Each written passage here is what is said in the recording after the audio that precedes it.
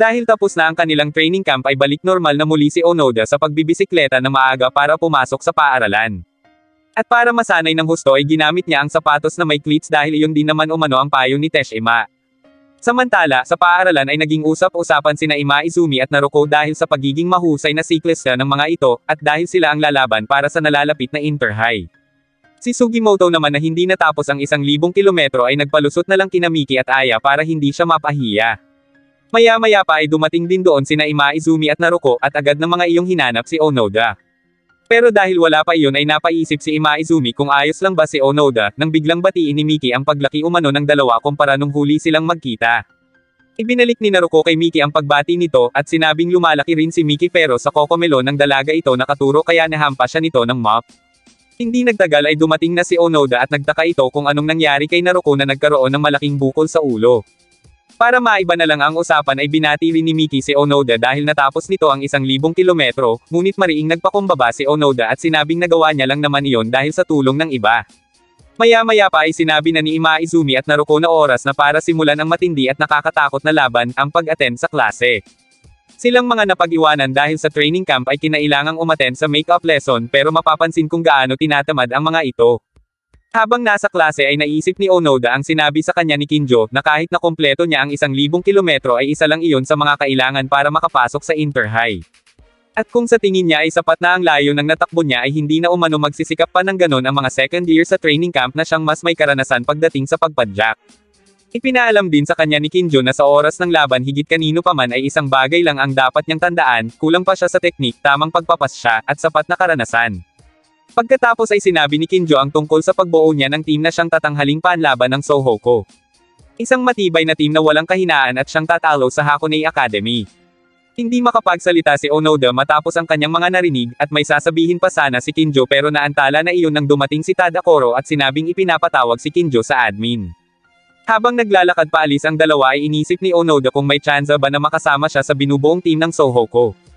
Napatitig na lang si Onoda sa Tumblr ni Manami at sinabi sa sarili na ginawa naman niya ang lahat ng makakaya niya pero hindi niya kinaya na makapasok sa Inter-High.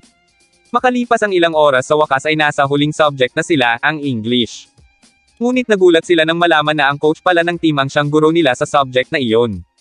Nagpakilala ito sa kanila bilang Mr. Pierre at pagkatapos ay naglakad papunta sa bintana upang batiin ang napakagandang panahon sabay tanong sa mga bata kung gusto ng mga ito na magbisikleta na lang. Tuwang-tuwa at agad na lumabas sa silid ang tatlo, habang si Onoda naman ay naiwan dahil wala pa itong gana. Tinanong ni Mr. Pierre kung hindi ba sasama si Onoda pero sinabi nito na ayos lang na hindi siya sumama at sa susunod na taon na lang siya maghahanda.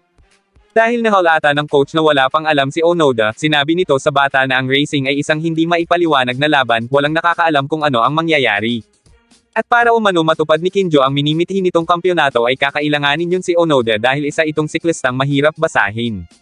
Ang ginawa umano ni Onoda noon sa welcome race pati na rin yung sprint sa training camp, at yung 1,000 kilometro, lahat ng iyon ay hindi nahulaan ni Kinjo bagay na kakaiba sa bata. Pagkatapos ay nagulat si Onoda nang ibinigay na ni Mr. Pierre ang jersey niya at sinabing hinihintay na siya ng mga ka-team niya. Nagmadaling pumunta si Onoda sa silid ng team nila nang hindi pa rin talaga makapaniwala, at doon ay pinagpalit na siya ni Tadakoro para makapagsimula na umano sila sa training. Samantala, sa labas ay sinabi naman ni Teshima sa mga kasamahan niya na suportahan na lang nila ang team nila sa anumang paraan. Nang sumunod na araw ay maagang pumunta si Kinjo sa shop ni Kanzaki upang kuhanin ang ipinaayos niyang bisikleta. Napansin ni Kanzaki na puspusan sa pagsasanay ang mga ito kaya sinabi ni Kinjo na kapos na sila sa oras para sa nalalapit na Inter-High. At dahil nabalitaan ni Kanzaki na napasali si Onoda sa team ay sinabi nito na aabangan niya ang laban. Nang mga oras na iyon ay nagsasanay na ang team, at nang mapansin ni Tadakoro na napapag-iwanan na nina Ima Izumi at Naruko si Onoda ay tinuruan niya ito na dapat ay nakabuntot lang ito sa mga nauuna. Pinayuhan niya rin ito na gawin ni Onoda ang ipinakita nito noong welcome race at yung ginawa nito sa training camp. Habang patuloy na pumapadyak ay nakaramdam ng pressure si Onoda sapagkat iniisip nito na hindi niya alam kung kaya niyang tuparin ang inaasahan ng lahat sa kanya. At pag hindi niya kinaya, ibig sabihin ay mababaliwala ang tagumpay ng lahat dahil sa kanya.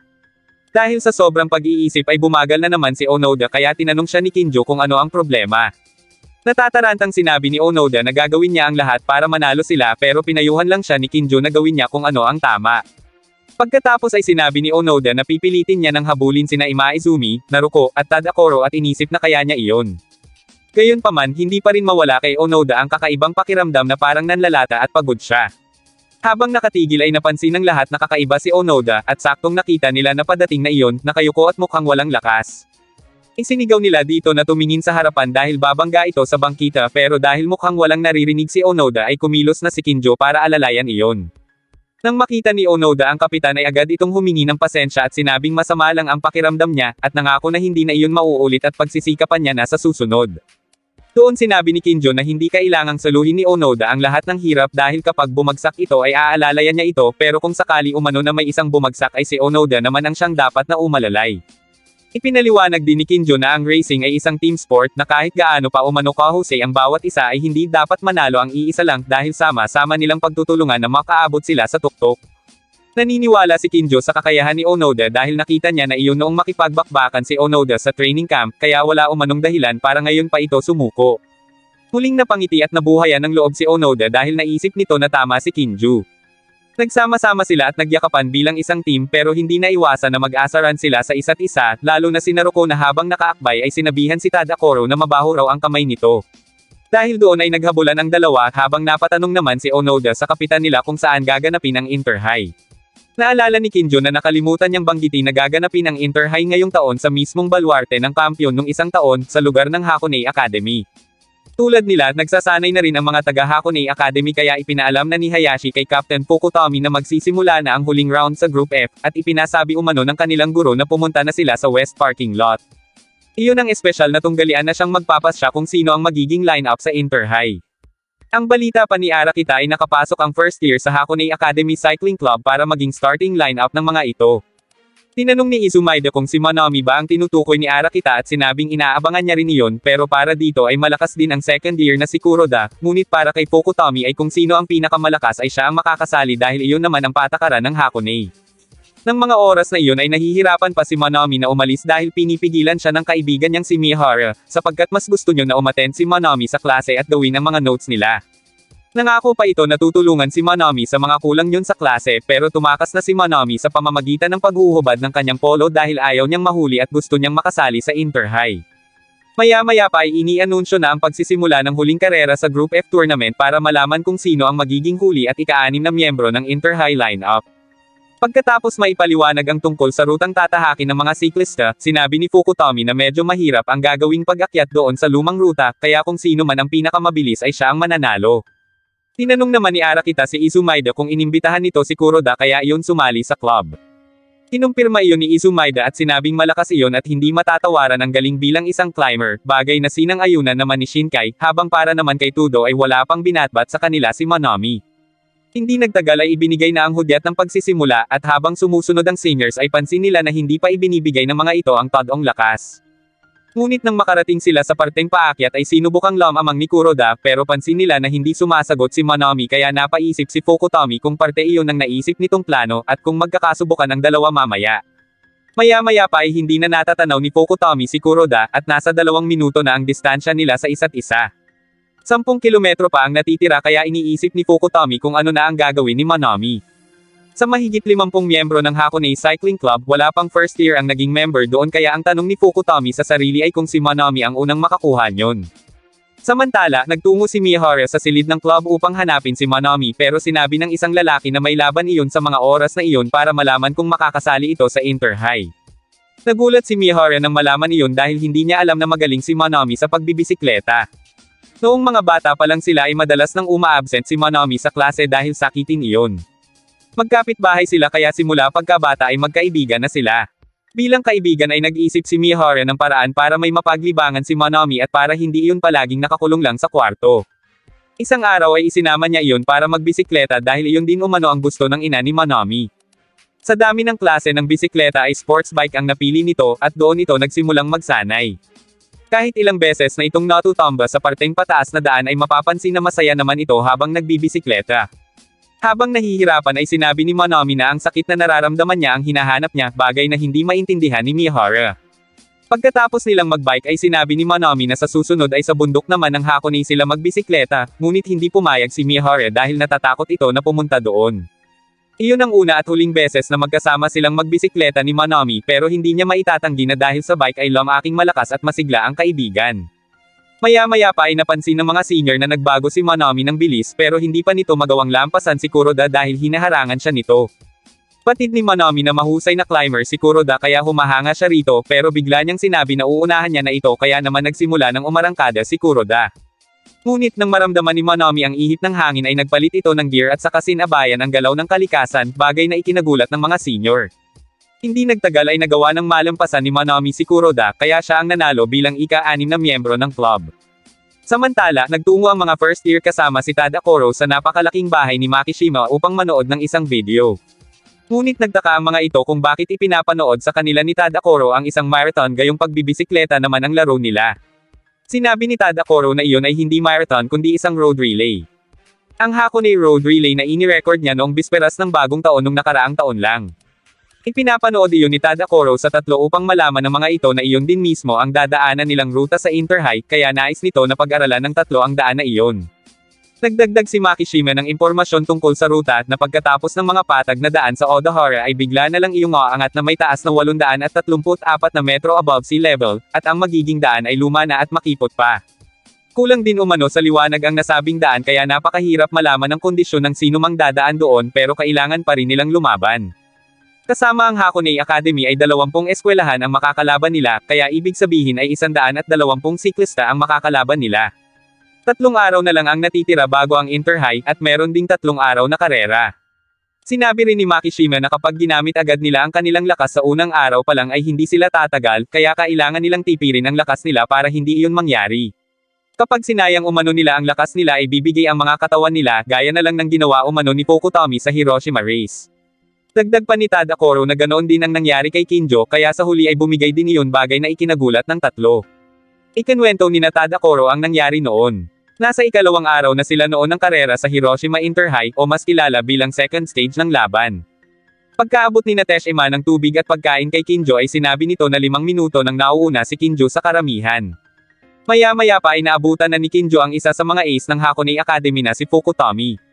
Wala na silang nararamdamang kaba dahil 5 minuto na silang nauuna pero hindi niya sigurado kung aabot siya hanggang dulo dahil sa sobrang init ng panahon. Habang magkasunod na pumapadyak ay sinabi sa kanya ni Pokutomi na malapit na nilang marating ang dulo at malamang ay silang dalawa ang maglalaban sa huli. Nakikita umano ni Pokutomi na gusto ni Kinjo na manguna sa stage na iyon at pagkatapos ay gagamitin nito ang lahat ng lakas para ipanalo ang buong karera. Ngunit ang kanyang tanong ay kung natitiyak ba ni Kinjo na kakayanin yun at kung karapat-dapat ba ito sa kinalalagyan nito ngayon. Tumugon si Kinjo at sinabing mukhang iniisip ni Pokutomi kung paano siya nakakasabay dito pero hindi umano siya basta-basta mapapag-iwanan nito lalo na at umiinit na ang laban. Sa kabila ng napakataas na temperatura at madalas na pagsalubong ng hangin at idagdag pa ang pagod ay kita niya na nakakasabay pa rin nga sa kanya si Kinjo. Pero sinabi niya rito na meron talagang mga tao sa mundo na sadyang mas malakas kesa kay Kinjo, sabay palit nito ng gear at umarangkada kahit sinasalubong sila ng malakas na hangin. Ibang klase ang ipinakitang bilis ni Pokutomi pero pagkalampas nila sa tunnel ay muling nakasabay dito si Kinjo. Gayunpaman pinayuhan ito ni Pokutomi na sumuko na lang dahil hindi umano siya magagawang talunin ni Kinjo sa natitirang 20 kilometro sapagkat may matarik pa silang madadaanan bago ang finish line. Pero dahil malaki ang hangarin ni Kinjo na manalo para sa Sohoko ay hindi pa rin ito tumigil kahit halos bumigay na ang katawan niya sa pagod. Dahil sa determinasyon para sa team ay nagawa niya ng malampasan si Pokutomi kaya bigla yung nakaramdam ng kaba. 4 na kilometro na lang ang natitira at muling nauna si Pokutomi sapagkat iniisip nito na hindi siya papayag na maging pangalawa lang siya sa finish line. Ngunit nang matano na niya ang tuktok ng bundok ay bigla ulit siyang naunahan ni Kinjo, bagay na hindi niya inaasahan. Pinilit niyang humabol pero nagkamali siya ng pagpapalit ng gear kaya para hindi maaga sa kanya ang pagkapanalo ay hinila niya ang likod ng jersey ni Kinjo at dahil doon ay sabay silang tumilapon sa kalsada. Agad na humingi ng tawad si Pokutomi habang pilit na bumabangon si Kinjo at sinabing hindi siya susuko sa laban lalo na at siya ang ace ng Sohoko. Ngunit huli na ang lahat dahil ang ibang miyembro na ng Hakone Academy ang nakakuha ng una, pangalawa, at pangatlong place sa ikalawang araw ng Interhigh. Nakakuha lang si Kinjo ng pang 69th place, bagay na hindi mapaniwalaan ni Makishima dahil ito ang nauuna sa karera kanina. Inalam ni Tadakoro kung ano ang nangyari pero humingi lang ng tawad si Kinjo at sinabing hihingi rin siya ng tawad sa iba pa nilang miyembro. Tinanong ni Tadakoro kung si Kinjo lang ba ang natamba at nang sabihin niyo na oo ay napabitaw dito si Tadakoro dahil sa pagkadismaya. Paulit-ulit na humingi ng tawad si Kinjo nang biglang dumating si Pokutomi at inamin ang tungkol sa paghatak niya sa jersey ni Kinjo sabay hingi ng tawad sa harap ng Sohoko at ng ibang tao. Dahil doon ay labis na nagalit si Tadakoro kaya sinuntok nito si Fukutomi at itinanong kung ganoon ba talaga lumaban ang mga taga-Hakone. Naiyak sa galit si Tadakoro habang sinasabi na ang pagpedal lang ang dapat nitong gawin at mga gulong lang ang dapat na ginagamit sa laban. Isang ace lang umano ang meron sa team nila at hindi sila kasing swerte tulad ng Hakone Academy tapos ganun pa ang ginawa ni Fukutomi. Nilapitan ni Kinjo si Tadakoro at sinabing hindi na naman nila mababago ang naging resulta, kaya ang dapat na lang nilang gawin ay ipaayos ang bike niya para sa laban bukas. Hindi makapaniwala si Fukutomi na sasali pa rin si Kinjo sa karera kahit sugatan ito, pero para kay Kinjo, ang tagumpay sa cycling ay makukuha lang kapag nasa kalsada at lumalaban, kaya tutuloy pa rin siya dahil oras na sumuko siya ay para niya na ring tinanggap na isa siyang talunan sa karera. Sa kasalukuyan ay hindi makapaniwala ang tatlo sa narinig nilang kwento, at nainis si Naruko kay Fukutomi. Pero sa pagpapatuloy ng kwento, tumawag noon si Tudo kay Makishima at sinabi ang tungkol sa pagpunta umano ni Fukutomi sa Chiba. Nagtaka ang dalawa kung bakit pupunta doon si Fukutomi nang biglang dumating si Kinjo at nasa likod na nito si Fukutomi. Inisip ni Arakita na nagpunta doon si Fukutomi para makipag-away pero ang totoo ay naroon ang kapitan nila para formal na humingi ng tawad. Pagkatapos yun ay naglakad na paalis si Fukutomi nang bigla itong yayain ni Kinjo ng pagbibisikleta. Habang nasa daan ay sinabi ni Fukutomi na may hihingin siyang pabor kay Kinjo at iyon ay ang maglaban ulit sila sa karera. Tumugon si Kinjo at sinabing bubuo siya ng matibay at magaling na team para kalabanan ang naghahari sa pagbibisikleta, at tiniyak din niya na hindi na siya magpapatalo. Sinabi ni Makishima na iyon ang dahilan kung bakit sabik si Tadakoro na makarating sila sa Inter-High at manalo. Pero sinabi ni Tadakoro na ang dapat nilang tiyakin ay ang ace nila ang unang makarating sa finish line, bagay na siya ring inaasam ni Kinjo ng mga oras na iyon.